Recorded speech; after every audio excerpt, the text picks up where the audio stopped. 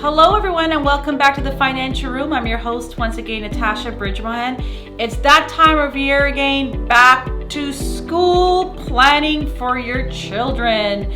Some of your children have already started school a little bit earlier. Some of them are just weeks away. And for those who have children in preschool, elementary, middle school, and high school, it can be really time consuming, very costly, and very sometimes under pressure. So I'm going to be able to give you some tips of how to plan for success with your children and where they can partake and participate in being responsible for their educational goals too as well. So mom and dad does not have to take so many deep breaths because it's always been an uphill challenge.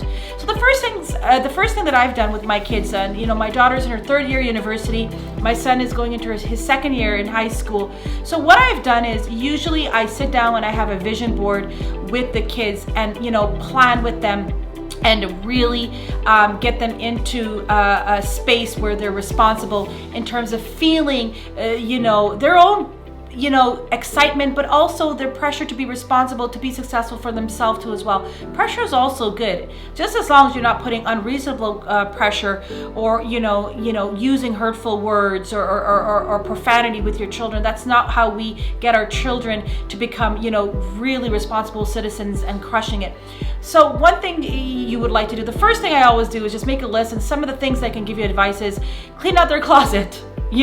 Do a clothes count of what they have outgrown. You'll be surprised, how kids don't really tell their parents that even simple things like their underwears or socks don't fit them anymore. So, throw out what's been used, and what's been gently used, give it to charity. It's always good to help the community for those who are less fortunate. So do a good room clean out. Old books, also donate those old books, and have them clean up their room and wipe down and get everything all organized, and make sure that they have the tools in their room in there for future learning too as well, if they're allowed to have workspace. If not, if it's in their office or a shared family space, that's also very important too as well.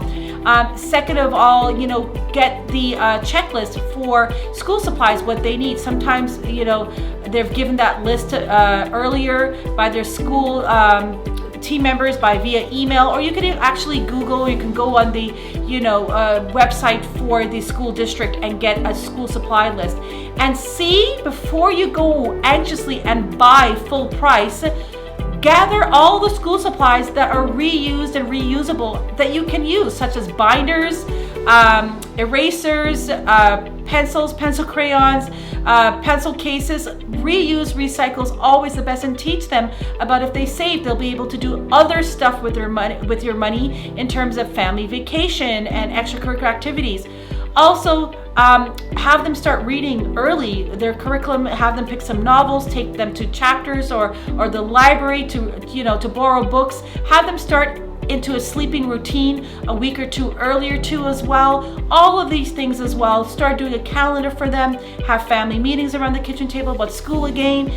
Get them all excited, get them all pumped, what's very important for them, what their goals are, their friends. Have them start calling their friends again. Do an early play date to regroup so there's no tension on the first day of school, especially if it's a new school. So very important to get your child not only physically and financially all ready, but also emotionally too as well. And let them know that mom and dad is here. Mom and dad believes in them. They can crush it. There's going to be challenges, but as long as they come out winning and asking questions, they're going to do well in life. Thank you for joining us, and have a great summer.